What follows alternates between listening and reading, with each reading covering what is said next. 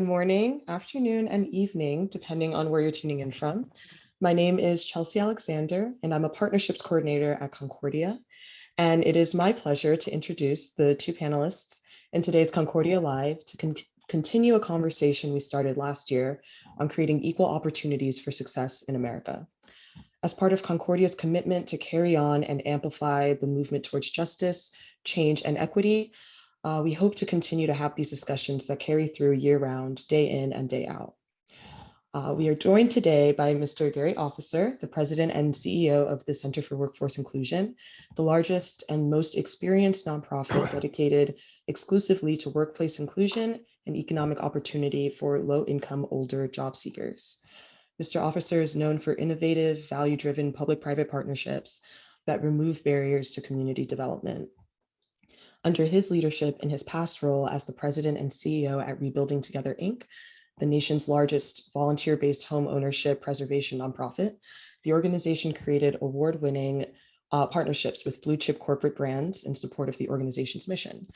And on top of all of his brilliant work, Mr. Officer also serves as a Concordia senior advisor, and we are very grateful for his insights here on the Concordia team. I'm also happy to introduce Mr. Joseph Kenner, the president and CEO of Grayston, a nonprofit social justice enterprise creating job opportunities and providing paths to self-sufficiency. For almost 40 years, Grayston has notably been practicing open hiring, where individuals, regardless of their background, are provided job opportunities at Grayston Bakery. Mr. Kenner's innovative leadership, experience, and ability to collaborate with diverse stakeholders ensures that Grayston delivers the best services possible to Southwest Yonkers. Given Mr. Kenner's extensive background in the government and community spaces, we're really excited to have him and Mr. Officer back in conversation for a continuation of last year's Concordia Live. I also wanted to note that following last year's Live, the partnership between the Center for Workforce Inclusion and Grayston was formed. So we look forward to hearing more about this collaboration throughout today's Live. And before Mr. Officer and Mr. Kenner jump into the discussion, I want to highlight a few housekeeping rules. First, all attendees are automatically muted upon entry into the Zoom, but we hope that you'll take advantage of the chat feature to introduce yourself, react to comments in the discussion, or engage throughout the conversation. Secondly, to ask a question during the Q&A session, please utilize the chat function at the bottom of your screen. And finally, this webinar will be recorded and available on Concordia's webpage and YouTube channel. However, the Q&A portion will not be recorded and is a special membership access benefit to those joining us live. So I want to thank everyone again for joining us remotely for this very important discussion series. And with that, I'll pass the mic over to Mr. Officer and Mr. Kenner. Thank you. Thank you very much, Chelsea. And I have to say this, Concordia's gift and the benefits that you provide your members is not only the opportunity for public and private partnerships to be formed around good causes, but your platform has also allowed nonprofits to meet, to share ideas, and to collaborate. And since the last time we met, Grayston and CWI have formed a partnership, and I'm delighted that the opportunity was presented to us to engage Joseph and his team, because they do tremendous work in Yonkers through the open hiring platform, and a relationship I think that will yield tremendous results for that community. So I want to thank Concordia, thank the leadership team for bringing us together over the course of the last year. I have a tremendous amount of respect for Joseph Kenner. I've observed his work from afar. I have studied his business model. I have examined his leadership around engaging his community to find ways of bringing folks back into the workforce, and his persistence in trying to remove barriers for those simply looking for an opportunity to engage in an honest day's work. So I'm delighted that Joseph has joined us today for this important conversation around Black History Month. Joseph. Thank you, Gary. It's so good to be with you. And I have to agree with you. I cannot thank Concordia enough for bringing us together because it was through last year's discussion, which was incredible, Yes. that we formed our partnership. And I want to thank you and the Center for Workforce Inclusion for placing your trust in us because we are doing some great work together for folks who are just looking for an opportunity and looking for a way to flourish in whatever field they want to be in, particularly that cohort of 50 plus years old that are formerly incarcerated. So we want to thank you and want to thank Concordia because it's these types of partnerships, and I'm sure we'll talk about this, that need to happen as we build for a better tomorrow. So thank you. Much appreciated. And in many ways, Joseph, you function at the most challenging spectrum of the African American community. People who are poor, people who are ex-offenders, people who are looking for a second chance. But if we go back 58 years, a long time, right? I believe that the three most consequential legislations of the 20th century was the 1964 Voting Rights Act, the 1965 Civil Rights Act, and the 1968 Fair Housing Act. That was the peak of the civil rights movement that sought to assertively frame and reposition and aspire towards an inclusive society where African Americans had equal access to opportunity. Yeah. In that period since, our community had produced world-class scholars, brilliant writers, artists, poets. And in 2008, we elected our first Black president in Barack Obama. Last year, we elected our first Black female vice president in Kamala Harris. In 1964, the African American community had 5 members of Congress. In 1964, there were 5 African American members of Congress. In the 117th Congress today, there are 56 African American members of Congress. We've seen African Americans lead our nation's largest city, including New York. We've seen African Americans lead Fortune 500 companies. And we also have African Americans on the Forbes list of wealthiest Americans as billionaires. So obvious signs of success, right? What's going on here? Yeah. What's the problem? Yeah, excellent questions. And as we just learned today, we will potentially have our first Black female Supreme Court Justice in Ketanji Brown Jackson. So as you mentioned, Gary, by the simple fact that you've mentioned first African American president, first vice president, you have to say that's progress, right? I mean, there's clearly signs of progress for us as a people. The question really becomes, will there be a second? Will there be a third, fourth, and a fifth?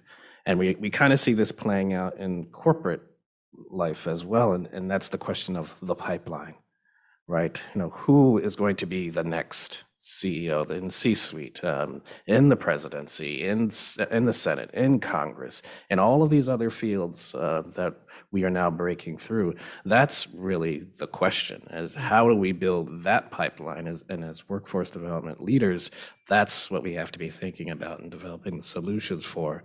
Absolutely, there's been progress, but we cannot let that be the end point and say, "Oh, we've done it, we've succeeded." Mission accomplished. No, mission's not accomplished. We've made a lot of progress, and we should celebrate this moment in history. But clearly, we have to start thinking about the pipeline and building for the future in terms of who are the next fill in the blank. Yes, yes. And is it your sense that perhaps we can become a little complacent as a society? when we have these visible leaders, visible symbols of success Yes. as an affirmation that this country has realized its promise. Yes. And in fact, there are other underlying issues that that success may not fully expose. Yeah, and I think it's and another good point as well. We cannot lull ourselves into thinking that these are all silver bullets, right? We've elected our first African American president. Racism is over. Clearly it's not Yes. after we've seen in these last 2 years. Does that hinder us? No, it does not. Does that stop us from succeeding? No, it does not. That just means we have to step up to the challenge even more.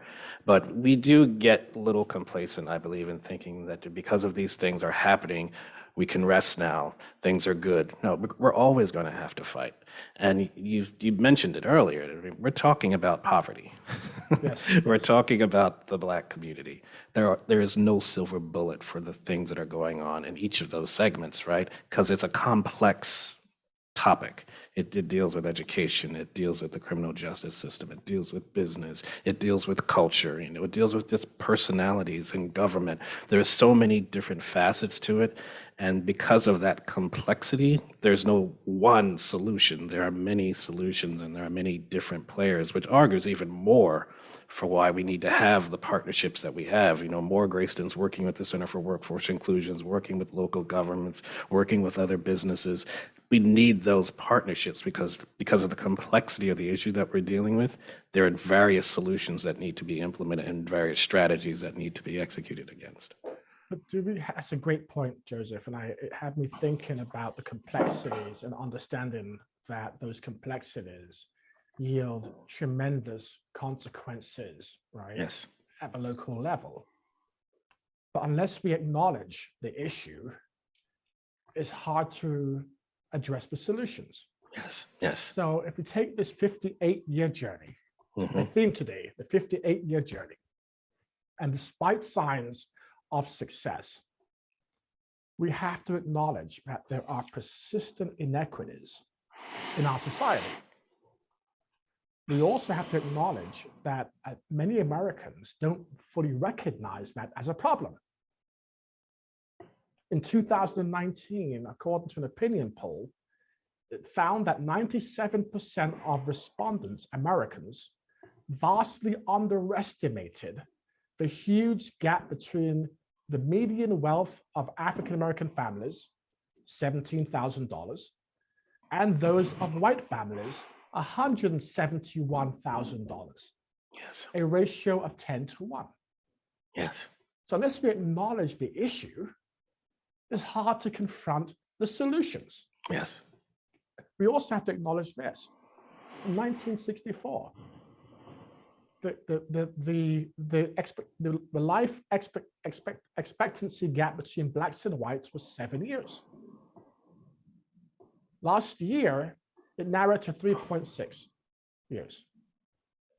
So not only do we have significant disparities of income and wealth, life expectancy as a byproduct, right, of lifestyle and struggle and stress, right, is also a unique experience to the African-American community.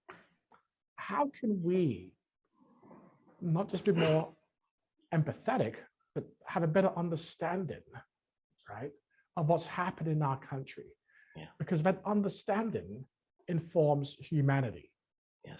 That understanding informs compassion. That understanding drives solutions. Yes. How do we get there, Joseph? Yeah, it's again another good question, a good point. And you've touched on it a little bit. We really just have to acknowledge the reality. And what you're really getting at, what I would point to, is we're talking about wealth creation, really. Yes. And how does that happen? Why is it that the Black family 10% of a white family's wealth, and God help you if you do the analysis and try and compute what the Asian wealth status is, I think it would be even more stark. The question becomes, what are the solutions to get to that? Because you're talking about wealth creation, you talked about lifestyle and you talked about health. Those are kind of interrelated, right? So how do we really get to the solution for wealth creation? BCG did a great study, I think it was about 2 years ago, and they were talking about this wealth creation loop. And they were showing how, white families are 3 times more likely to transfer wealth Yes, yes. to the next generation. Blacks are twice as likely to lack access to credit.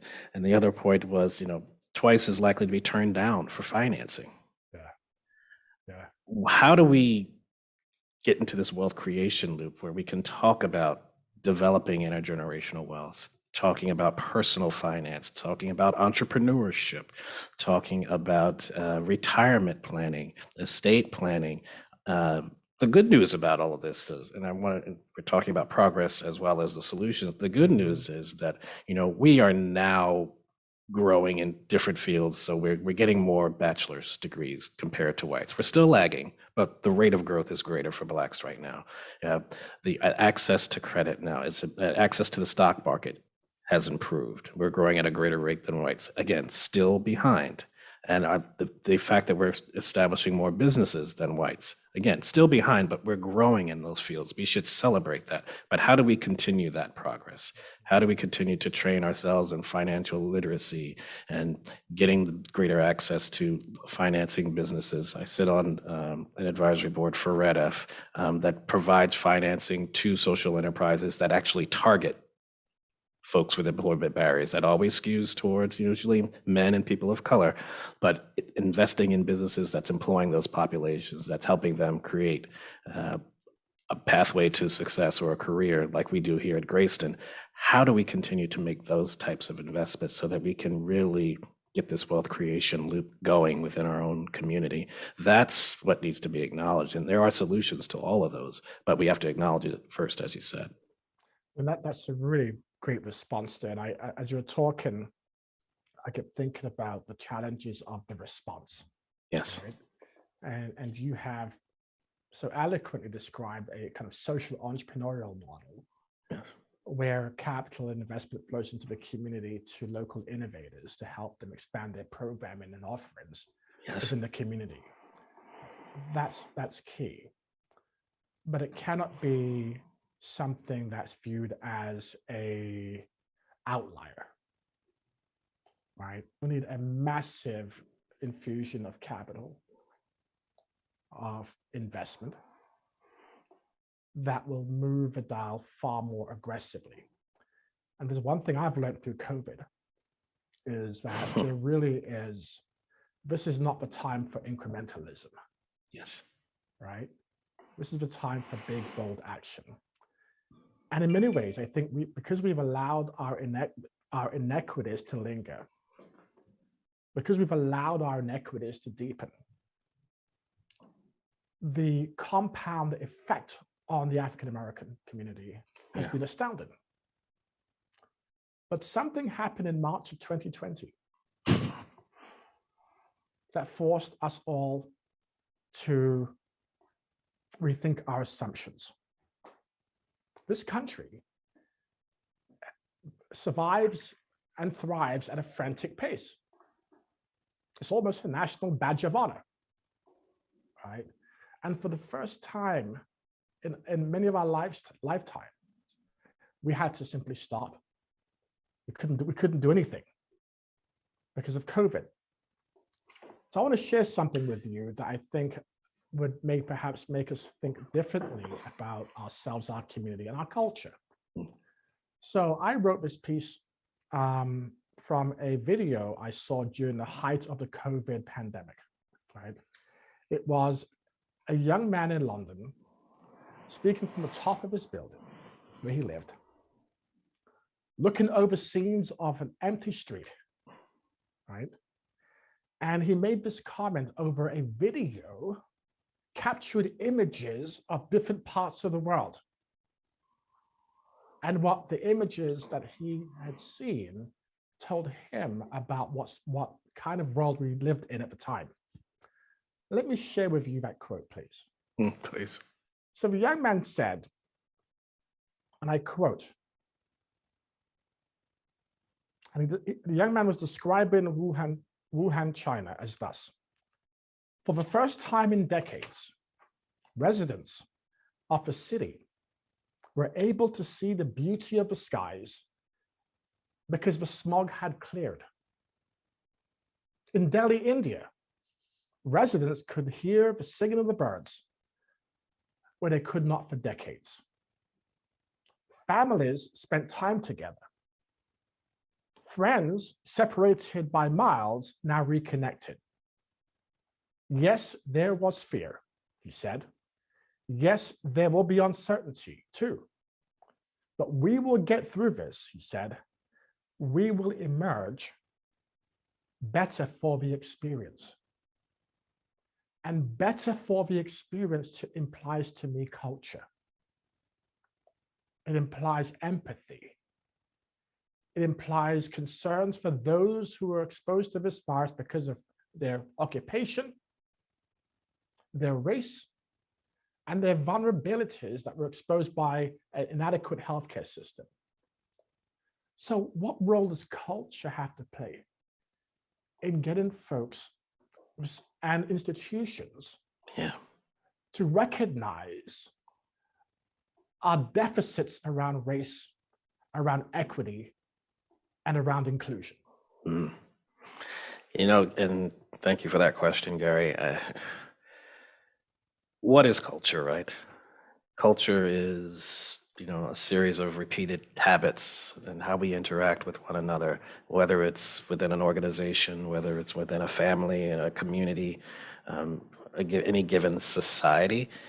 It's one of the reasons why, me and others, whether it's in our conscious capitalism space or the B team, where we say you need a new leadership playbook in terms of how are we viewing, in our space, it's inclusive employment and hiring, but really it's how are we going to lead this country of ours? We're dealing with climate, we're dealing with, lack of trust in democracy, if you can believe this at this point in our history. And we're dealing with, I call it the great reassessment, as you go through this great resignation and this unbelievable labor market that we find ourselves in, where we've got 10 million people that have left the labor force because of one or more barriers to employment, while at the same time we've got 11 million open jobs and 8 or 9 million folks officially unemployed but looking for work. Clearly the model that we've used in the past, and I say it's not an employee shortage, it's an employer outage in terms of how are we looking at our workforce? Where are we looking to hire people? How are we hiring people? What in our organizations need to change? Because it is very clear employees are going through a reassessment. Because to your point, because they were sitting at home for 2 years or whatever and working from home or just not working at all, folks began asking questions. Do I even like what I'm doing? Does my company even care about me? Am I safe? Is this the right area for me? There's just so many different questions that people are asking now. And what am I here for? And is this job and my sense of self, is it a right match? So as leaders, and this is not easy. I don't want to make this seem like it's an easy question to answer, but it's got to be answered. And there needs to be a collective response to it, because no matter where you go, we have partnerships with an organization called Start Foundation in the Netherlands. They're dealing with labor shortages. We've got our own partners here that are dealing with labor shortages. Even in our own administrative roles here at Grayston, it is hard to find people because everybody's looking for different things. And, you're trying to find the right benefit package. You're trying to find the right salary. You're trying to be flexible with the work from home policy. There's so many different issues that need to be addressed. But my God, if anything we could take from this, we need a new leadership playbook. And we cannot have this employer outage when we have so many employees, both current and future, saying, you know what, I'm kind of thinking differently about what I want to do, where I want to do it, and who I want to work for, and what that organization is all about. Because I think people are realizing now they have a greater sense of self now, and they're not just working to, just going through the grind. They're questioning everything. And if we as leaders don't question as well and come up with a solution that answers those questions, we're going to be at a great loss. And that means economic development. That means so many different things that we as a country can't afford to sit on our laurels. But the questions we ask, Joseph, cannot be monolithic in terms of how we view the world, right? We know about the Great Resignations. We know about the 10.7 million jobs and 4.2 million job seekers. We know that. We also know that in the best of times, right, African Americans had an unemployment rate roughly 3 times that of white Americans. We also know, and according to the Joint Center for Political and Economic Studies, that 75% of occupations currently filled by African Americans and Latinos have a very high probability of going away within 10 years. That report was written 2 years ago. Now it's not 10 years, it's 5. Because the future is now, right? What can we do to better tailor our workforce resources to help with those who are most exposed to automation and technology? Because you go to a local bank in your community, there's a good chance those banks are closed. There's nobody in there. We're all banking by phone, right? You look at a bus the last couple of weeks, those buses are 2/3 full, not full because older members of our community have decided I'm going to retire or I'm too scared to go out and work, right? And younger people in our community lack adequate childcare to cover the expense of meeting the needs of their children while they are out working. So there's some very unique challenges in our community. Yes. How do we approach those specific needs? Yes. So we're not exacerbating the disparities, but we're narrowing the gap. Yes. How do we do that? And that's why I would say this too, Joseph. We are challenged by exactly the same thing. Yes. So, and to me, and it's a shameless plug for Grayston. This is why I enjoy working here, because our whole reason for being is to show how business can be a force for good, and that's how businesses have got to think about this. Yes, we could sell great products and services, but how can we do that in a way that addresses a social ill, that fills in a blank for whatever communities we find ourselves in, and all the communities are going to be different. But how do we solve for that? And you kind of touched on it already in terms of coming up with the solution. The meta trends are out there. You're absolutely right. There are jobs that are going to go away in a few years. And there are emerging industries. We see it here in the Hudson Valley, here in New York, whether it's education, whether it's healthcare, whether it's IT. yes. How do we begin to create, and again, this goes back to what we were saying, that there's no silver bullet for this. This is a multifaceted response. How do we begin to adjust our education system to get folks prepared for that and access to that? But even within the business field, okay, how can I begin to recruit? Again, where do I look for my employees? How do I begin to recruit folks at the entry level to get them trained for these jobs of the future, whatever they might be in whatever area they might be?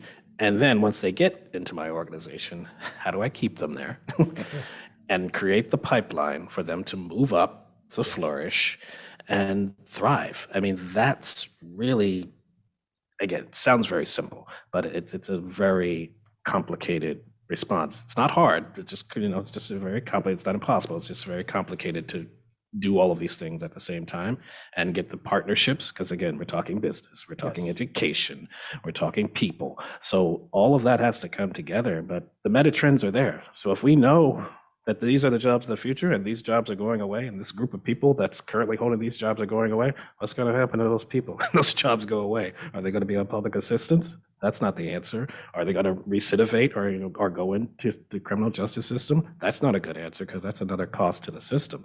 How do we create the opportunities and the pathways for them to transition into those jobs where, particularly IT, education, healthcare, I mean, you can get an entry-level job that people consider a middle skill job, but you can make a decent living and have a path pathway to even something better within whatever organization you're working for. So how do we create that opportunity for folks? It's funny because there's a famous Chicago author whose name is Studs Terkel. Studs was an oral historian who wrote a book called American Dreams Lost and Found. And this book was written in the 1980s, where he was basically interviewing people that had lost their jobs because of the demise of manufacturing and the impact of the job loss on the person, their families, and the community from which they came. Horrifying stories of descent, people descended into awful habits because of the loss of work. When I think about culture, because we are also celebrating Black History, Joseph. Yes. So I want to balance culture with the challenges of engaging our workforce so they can perform at their maximum capacity. Yes. Right. So in Chicago, the blues in Chicago came with people who moved up from the Mississippi Delta. And the Chicago blues is a unique variation informed by their experiences of work, right, in that city. Jazz in Louisiana is an improvisational art form that came out of people's hard graft, hard labor in horrible conditions. And they found expression in the art of jazz. Yeah. Blues and jazz, I will say this, are two of the greatest art forms that this country has given the world. Classical music is European. Opera is European. It could be argued that rock and roll is British. But jazz and blues came out of the experiences of African Americans. And much of that came through hardship and work and suffering. So work is important to our identity. Work helps to fuel our soul. It gives us strength and it binds our community. And the loss of work and or to be excluded from the workforce denies us an important part of who we are. And in many ways, it denies us our humanity. Yes. So work is important.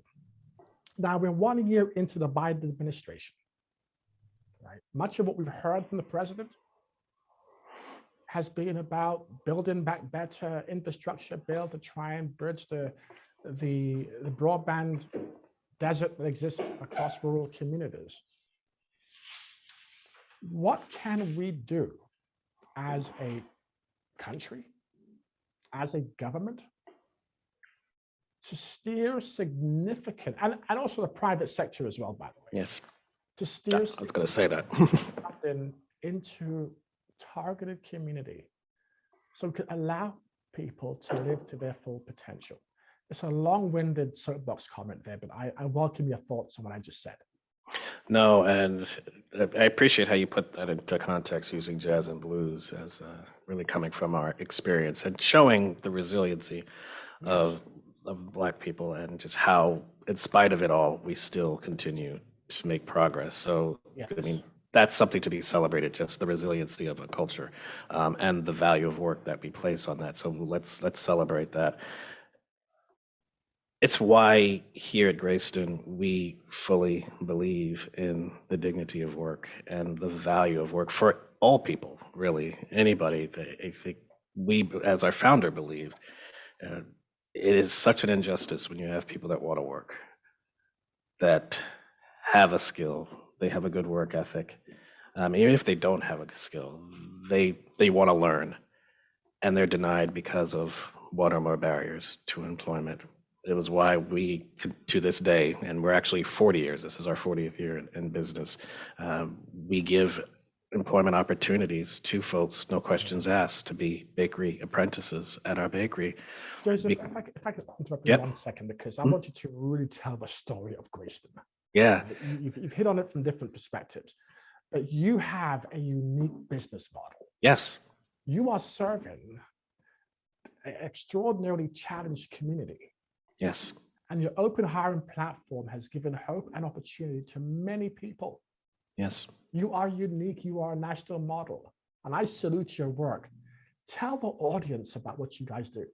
Yeah, Please. and the idea is we don't want to be unique. And as I was saying about our founder, we were founded actually on an idea, not so much a product, but an idea or a question that needed to be answered. And that is, how do we give people hope? How do we create a thriving community? And our founder, Bernie Glassman, believed it's one job. Just give somebody a job. So at our bakery, we have about 110 employees. 70 of those employees, 98, 99% are people of color. I think it's about 70% Black, almost 30% Hispanic. 80% of them come from right here in Southwest Yonkers. But all of our bakery apprentices are brought through our model called open hiring. So it's no questions asked, no background checks. You just got to put your name on a list. And when it's time for us to call for people to be on our line, when you get the call, you got the job.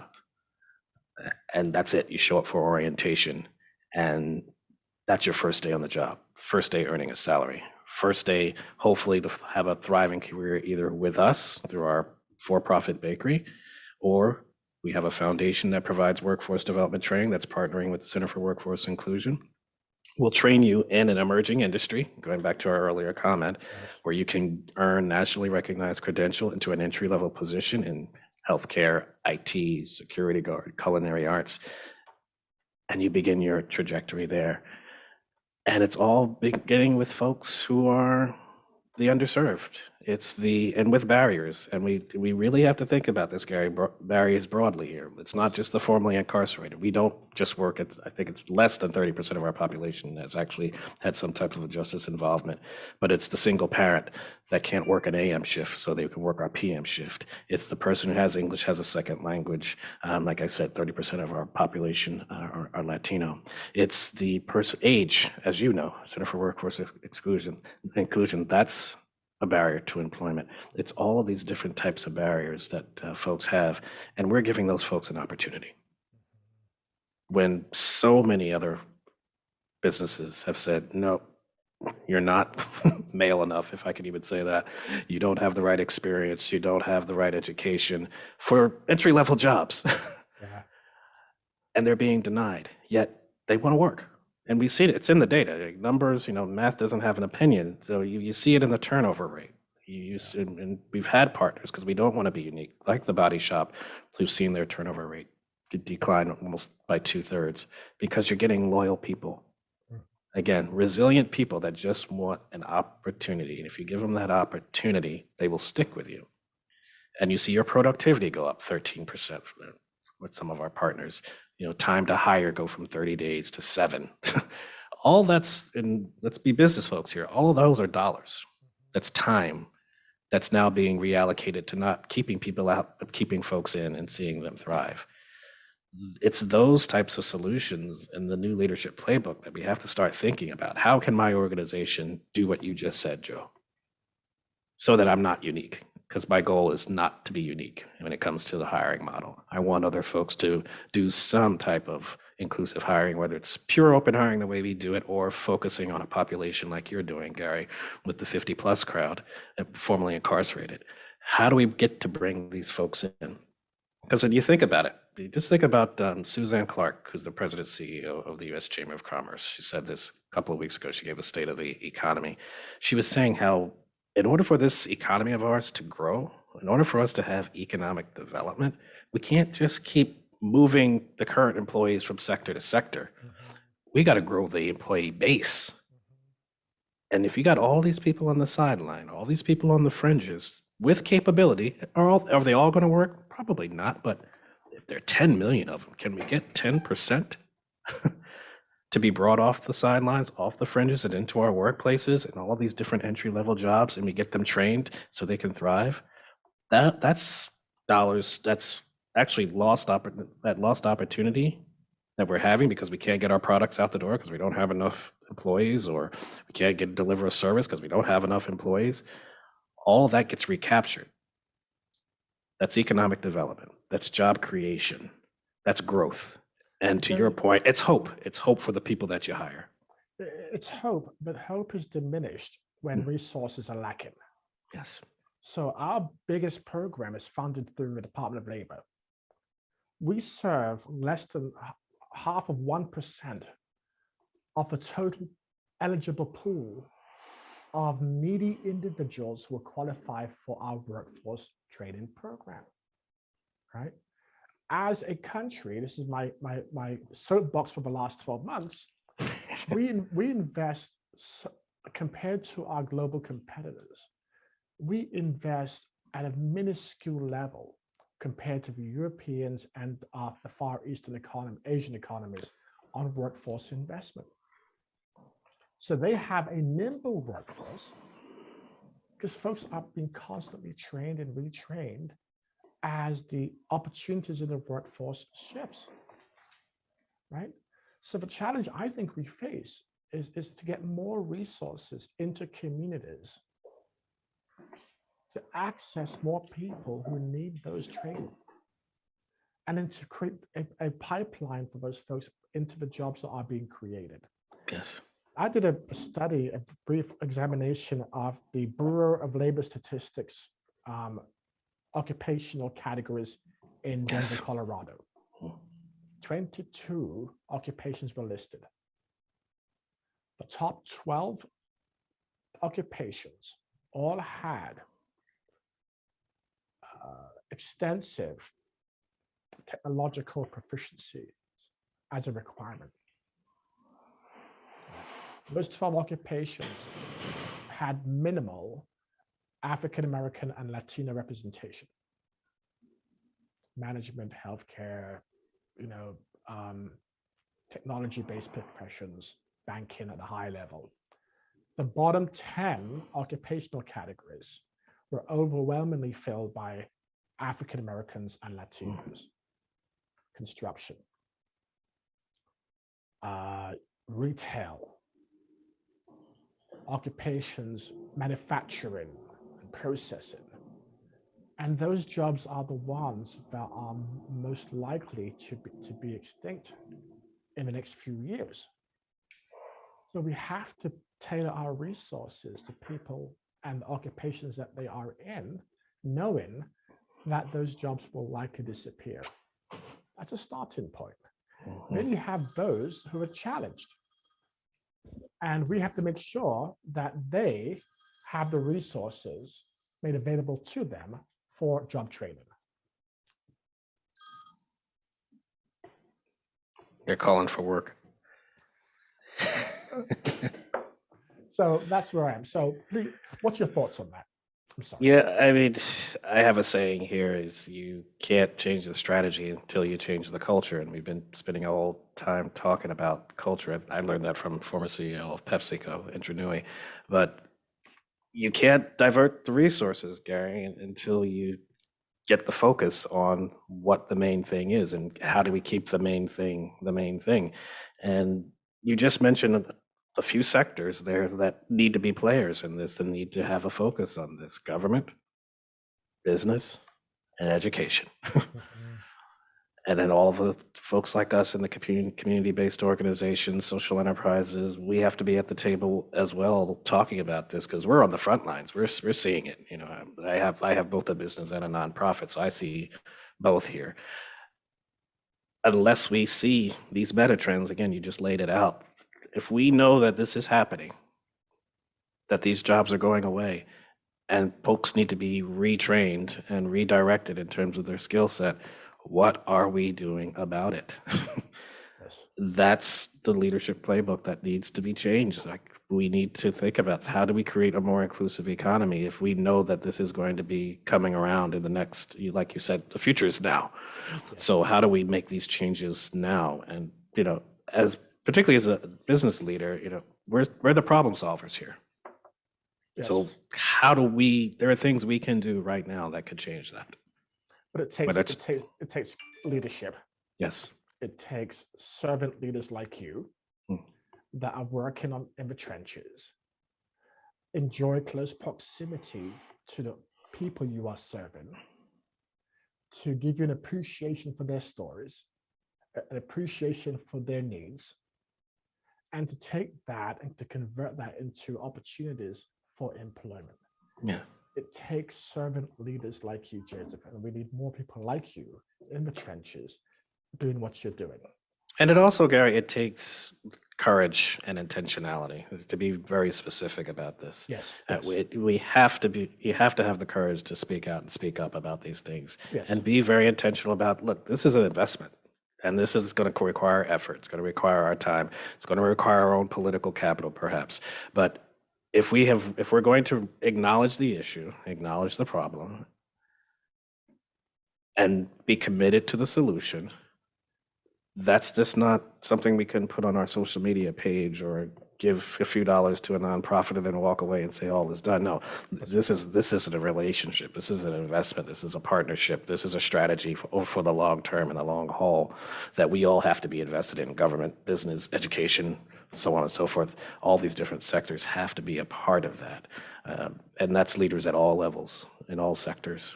So let's go to that point before I move on. Because this country is founded on the basis of the free market.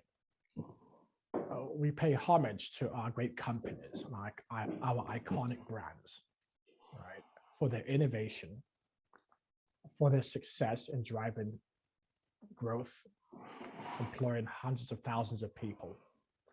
So we put great stock in the performance of our companies as iconic figures in our community.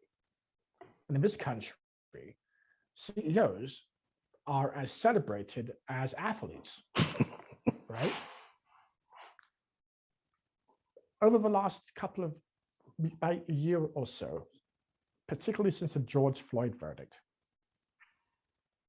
diversity and inclusion has attained renewed focus and attention across our boardrooms in this country. Not a day goes by where we don't hear about a new chief diversity officer being announced at our biggest companies. You know that, you've seen it, right? Do you think by hiring a diversity and inclusion executive that's enough? That we need more than just ambassadors for racial issues within a company. What we need is action. So tell me about the role of corporations in doing what you do, which is to give people a chance, assuming they're qualified, assuming they're willing, and a point you made, which I want to recognize, and assuming that our applicants also have industry recognized credentials to perform on the job. What role do you see for private enterprise and big company, corporate America, in playing a role in ensuring that everybody has an equal opportunity in the workforce? Yeah, I'll leave it to others to comment, and other CEOs or other folks in the C-suite to comment on the DEI chiefs. I can just tell you what we do here at Grayston, and the DEI chief is the president CEO, Joe Kenner. It's my executive team. It's all of our hiring managers. We very much believe in our mission and vision to unlock human potential through inclusive employment. And quite frankly, those are the kind of people we want here. Those are the kind of people we will hire here. You have to, before I even learn about your technical expertise and ability, I want to know that you are behind this mission 100, 200%, because those are the types of folks we want to have here. And we interview very deliberately, almost to a fault, about that. So as a leader, it's really starting with that why and how. Why do we want to make these pitches, and whether it's diversity, equity, inclusion? How is that going to benefit the company? And then solve all of these problems that we're talking about, which is really the social enterprise model. Like, how can what we do solve? And you pick the problem, whether it's disconnected youth, whether it's the formerly incarcerated. How can your organization be relevant to that issue, because we can't boil the ocean. We can't all solve all of these problems. Someone could take food insecurity, someone could take disconnected youth, someone could take the formerly incarcerated. Greyston, we take everybody who has a barrier to employment. And that's where we play in that space. We don't go into climate and other issues, we play in our space. But every organization has a role, I believe, that they can play. You got to acknowledge that, first of all. And then two, how do you become effective in solving the problem? And again, intentionality and courage, invest in that. So it's you, the leader, that has to make that call. And you have it. You have the power to do it. We are 5 minutes over. Uh-oh. I've really enjoyed this conversation today, and I'm sure we'll have another opportunity at another time to do one more of these. So thank you so much for your time, Thank for you. your contribution, and for your leadership. I Thank salute you. my friend.